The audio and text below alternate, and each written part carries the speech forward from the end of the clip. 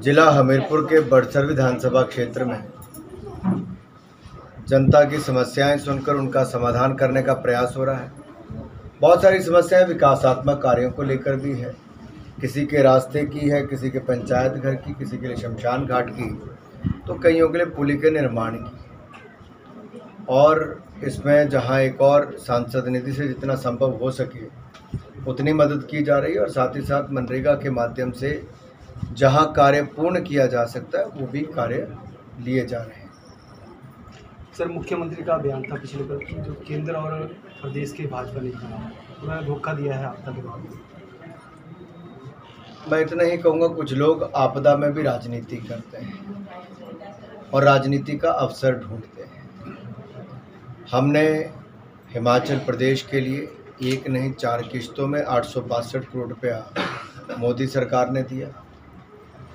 5000 घर पहले, फिर 6000 घर अतिरिक्त मैं स्वयं जाकर प्रधानमंत्री जी और केंद्रीय मंत्री गिरिराज सिंह जी से मंजूर करवाए। 11000 घर मंजूर किए। 2700 करोड़ रुपया ग्रामीण सड़कों के लिए दिया गया। मनरेगा में जितना पैसा खर्च हो रहा है उसमें शेल्फ को हटाकर भी ये मंजूरी कर दी कि आप रिटेनिंग वॉल से लेकर रास्ते जो बनाने वो भी कर दीजिए। ये सब केंद्र सरकार का है। राज्य की सरकार पिछले 3 महीनों में कुल खर्चा राज्य की सरकार ने अपने खाते में से कितना किया, क्या ये प्रदेश को बताया मुख्यमंत्री जी ने या किसी मंत्री ने? आप 1000-2000 रुपये मुश्किल से दे रहे हैं जनता को, लेकिन हम राजनीति नहीं करते, कांग्रेस राजनीति कर रही है। सर, एक सवाल बड़सर से जुड़ा हुआ रहेगा। यहाँ पर एक इंडोर स्टेडियम खोलने की घोषणा की थी लगभग 2 साल पहले, अगर मैं कहूँ, और बड़ी उम्मीद से जो है बड़सर की जनता देख रही है, कब खुलेगा? एक साल। मेरा निवेदन इतना है कि ग्राउंड बनती है या कोई भी स्टेडियम बनता है ज़मीन पर, और राज्य की सरकार को एक प्रस्ताव भेजना होता है केंद्र सरकार को, ताकि हम पैसा दे सकें। मैंने एक नहीं अनेक इंडोर स्टेडियम से लेके एथलेटिक ट्रैक से लेके हॉकी एस्ट्रोटर्फ तक मंजूर हिमाचल प्रदेश के लिए की, और कईयों का उद्घाटन भी कर दिया। अगर राज्य की सरकार की ओर से प्रस्ताव नहीं आएगा तो पैसा कैसे मंजूर होगा?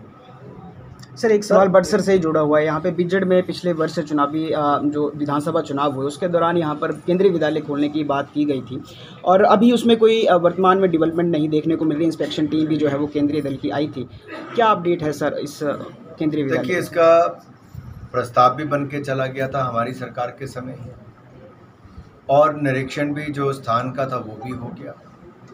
स्थान को भी जहाँ तक मेरी जानकारी है उचित पाया गया था, और अब जब उसके लिए बजट का प्रावधान करना होता है और एक कमेटी बैठती है जो पूरे देश भर के उन सभी स्कूलों की डिटेल्स को लेकर बैठती है जिनको मंजूरी देनी होती है। जब उस कमेटी का बैठना होगा, क्योंकि 1-2 स्कूलों को किश्तों में नहीं करते, एक साथ इसकी अनुमति प्रदान होती है। जब वो मीटिंग होगी तो यहाँ की अनुमति भी मिलेगी। सर, लोकसभा चुनावों का आगाज होने जा रहा है, और ऐसे में सोशल मीडिया पर एक मैसेज वायरल हो रहा है कि अनुराग सिंह ठाकुर हमीरपुर से नहीं चंडीगढ़ से लड़ सकते हैं। तो क्या कहेंगे इस अफवाह पर या इस मैसेज पर? मुझे लगता है ऐसी अफवाहें कोई लोग मजे लेते हैं, अपना चला, उनको अपना मनोरंजन करने दीजिए। मैं तो पूरी ताकत के साथ लोकसभा में भी और यहाँ पर भी अपने संसदीय क्षेत्र में हिमाचल के मुद्दों को लगातार उठाते रहे, हिमाचल की मदद करते रहे।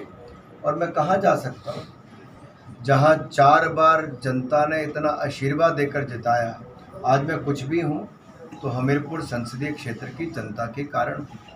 अनुराग ठाकुर की पहचान आज देश और दुनिया में है तो मेरे यहाँ के मतदाताओं और मेरे कार्यकर्ताओं के कारण है, और उसके बिना मैं कुछ नहीं हूँ। इसलिए कोई ये कहे कि यहाँ से वहाँ जाएगा, वो संभव ही नहीं है। अनुराग ठाकुर हमीरपुर संसदीय क्षेत्र में था, है और रहेगा। सर, राहुल गांधी ने ट्वीट किया है कि केंद्र की सरकार जो है को जो है आरएसएस चला रही है, और साथ में जो केंद्र के अधिकारी चला रही है, जो भाजपा के नुमाइंदे हैं वो नहीं चला रहे हैं। क्या कहेंगे सर आप?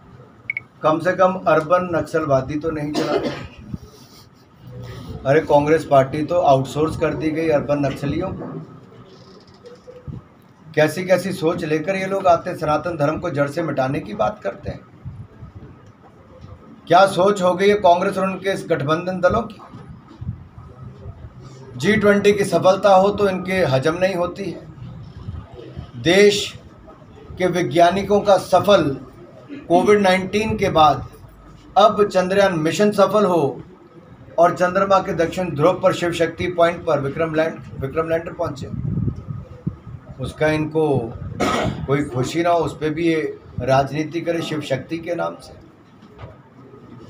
ये सोच कांग्रेस की ऐसी हो गई है कि अपने पास करने के लिए कुछ नहीं, दिखाने के लिए कुछ नहीं, तो कभी जाति के नाम पे चले जाते हैं, कभी आरएसएस को बीच में घसीटना शुरू करते हैं। मैं इतना ही कहूँगा, राष्ट्रीय स्वयंसेवक संघ दुनिया का सबसे बड़ा स्वयंसेवी संगठन है जो समाज के उत्थान के लिए अपना बहुत बड़ा योगदान देता है और राजनीति से बहुत दूर रहते हैं, लेकिन समाज के कल्याण के लिए बहुत बड़ा योगदान देते हैं। सर, वर्ल्ड कप के लिए 5 मैच की धर्मशाला है, तो क्या कहेंगे सर? मैं आभार प्रकट करता हूं आईसीसी का और बीसीसीआई का, जिन्होंने मेरे हिमाचल प्रदेश में दुनिया के सबसे खूबसूरत स्टेडियम HPCA क्रिकेट स्टेडियम धर्मशाला के लिए 5 बड़े मैचेस का आयोजन करने का अवसर दिया। ये हिमाचल के लिए वो पल है कि देश और दुनिया के 200 से ज़्यादा देशों में हमारे धर्मशाला में खेले जाने वाले मैच दुनिया देखेगी और हमारी यहाँ की खूबसूरती। और आपने देखा है कि पिछले कई वर्षों में, लगभग 1.5 दशक में, एक बहुत बड़ा बदलाव धर्मशाला और साथ लगते क्षेत्र में आया, जहाँ पर एक स्टेडियम बनने से कैसे अर्थव्यवस्था में बदलाव, कितने होटल बन गए, कितनी फ्लाइटें शुरू हो गई, कितनी सड़कें बन गई, कितने लोगों को रोजगार के अवसर मिले और इससे हिमाचल प्रदेश की आय भी बढ़ी। हिमाचल की कला, संस्कृति और परंपराओं को जानने का अवसर भी लोगों को मिला। सर, राज्य सरकार लगातार राष्ट्रीय आपदा घोषित करने की बात कर रही है, क्या केंद्र सरकार इसमें कोई पहल करेगी अभी कि हिमाचल में जो त्रासदी हुई है उसको राष्ट्रीय आपदा घोषित केंद्र सरकार जितनी हर संभव मदद हो उसमें कोई कमी ना छोड़ रही है, ना छोड़ेगी। हर संभव मदद हिमाचल को हमने की है और आगे भी करेंगे। 862 करोड़ रुपया हमने अलग से दिया, फिर 11,000 मकान मंजूर करवाए, 2700 करोड़ रुपए की सड़कों की मंजूरी की और मनरेगा में भी हज़ारों करोड़ रुपए खर्च करने की अनुमति दी। ये किसी ने किया है तो नरेंद्र मोदी जी ने हिमाचल प्रदेश के लिए किया है। Thank you sir.